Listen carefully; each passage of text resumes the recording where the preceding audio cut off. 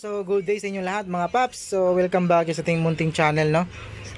Bale meron tayong ulit na recap dito sa ating ginagawa ngayon.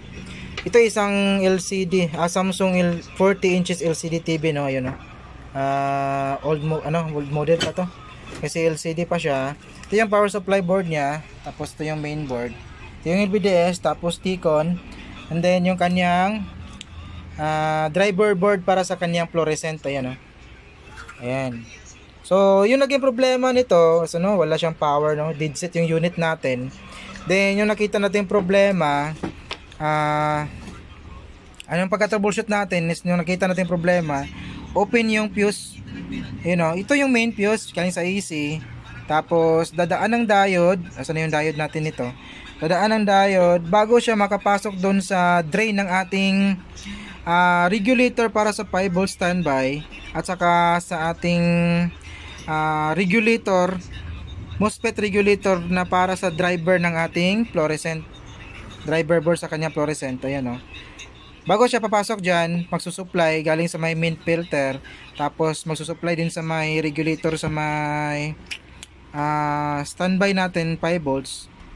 So dadaan muna siya ng fuse. So yung nakita natin problema, nag-open yung fuse dito. Ayan, nag-open yung fuse.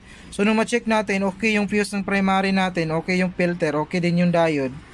So nung nagkabit tayo ng yung parang nag-jumper tayo sa may fuse na yan. Ayan, jumper lang tayo kasi hanapan natin yan. Kasi nag-troubleshooting, ito yung ginagawa natin pag troubleshoot tayo, hindi natin nilagyan ng original fuse talaga. Pala ginampera na natin yan for troubleshooting purposes. So ito ngayon, nung ma-jumper natin yung fuse nya, naging shorted na yung filter natin, yung linya nag-shorted na siya. So nag-isolate tayo. Una natin tinanggal is yung regulator sa may standby 5 volts. So nung makuha natin yan, shorted pa rin yung linya. So trines natin yung linya. Yung linya nito is papasok yan. Hindi ko na matanggal kasi nakaanda na yung unit natin. Ayan, nakaanda na siya. Papasok yan dito sa may MOSFET regulator na para sa fluorescent driver natin, sa kanyang driver board para sa driver board para sa fluorescent natin, no. Ayan, kasi LCD pa nga to. Ayan, so yung number ng ating, ito pala yung sira nya, dalawang MOSFET regulator. Yung number nito is 5N52U. Ayan, no. So yung pinalit natin is kinuha din natin sa may ibang board na yung number is hindi masyadong pareho, pero kasya lang sila, pwede mo siyang ipalit, no. So yun, continue tayo, no. Naputol yung video kasi may customer, no. Asa na ba tayo? Nakalimutan ko na. So yun nga, kalimutan ko na asa na tayo doon. Ito yung dalawang MOSFET na nasira, shorted to. So nung makuha natin ito, ma-pull out natin sa my board, so nag-normal na yung reading ng ating filter. So ngayon, nagpalit tayo ng MOSFET. Naka-under pa ba ito? Baka makuryente tayo. Matay na kasi siya, kasi kapag walang source, namamatay yung unit natin. So papandarin ko lang muna dito. So na yung power. Yun, doon pala.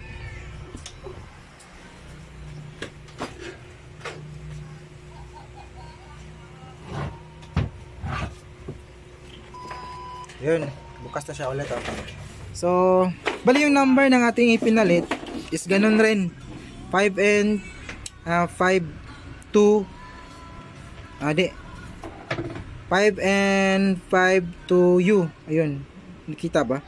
Hindi kasi makita, malabo yung camera natin. Ayun, kinuha natin to sa may ibang board, pero parehas sila ng number, no.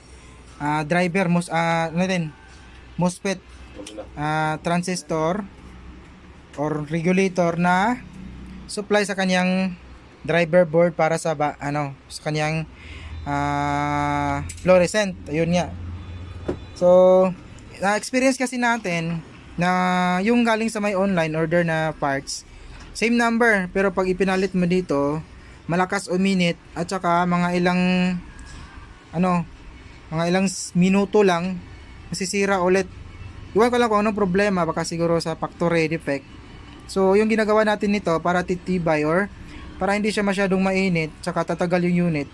Naghahanap tayo dun sa may original na parts galing sa may board, no? Original talaga. Tapos yun yung ipinalit natin. So may experience din ako nito na original rin. Binunot natin sa my board, no? Samsung din yun, pero 32 inches. Mga ilang segundo or ilang minuto masisira siya ulit. Sobrang init. Kasi yung problema pala, yan o, nag-open na yung filter niya. Wala nang laman yung filter, main filter capacitor, no? Open na siya. Wala na yung hindi na, dun sa reading sa may SR natin, open na talaga siya. So yung ginawa natin, chinik muna natin bago tayo magpalit ng mga ganito MOSFET. Check nyo muna yung filter capacitor kung may laman pa. Kasi kung walang laman yan, sobrang init ng sobra yung kanyang MOSFET. Malalaman natin or makakapa natin doon sa may heatsink niya. Dahil yung filter yung may problema. Ayun. So ano pa mga nasasabihin natin ito. So yun nga. Very basic naman siguro yung pag-check ng kung mga ganong problema, digit walang power. So una tayo sa may fuse, tapos diode, then filter. Pag may nakita tayo yung shorted sa may filter, isolate natin kung saan yun papasok yung supply ng filter, and for sure papasok yan dun sa mga regulator. So maraming papapasukan yan, yung mga yung supply sa may filter natin. So dito yung klase na saan na yun, may Pepsi ba to? Tingnan natin. Pepsi supply. Meron nga. Yung unit na to, meron siyang Pepsi supply, no? Power factor corrector. Ito yung Pepsi natin na side. And then ito yung chopper ng ating Pepsi. Ito yung transformer. Ayan. So yun nga, napalitan na natin, nag-normal na siya, no? So yun yung gusto ko lang ibahagi. Kasi recap lang naman to sa ginagawa natin, no? Ayan.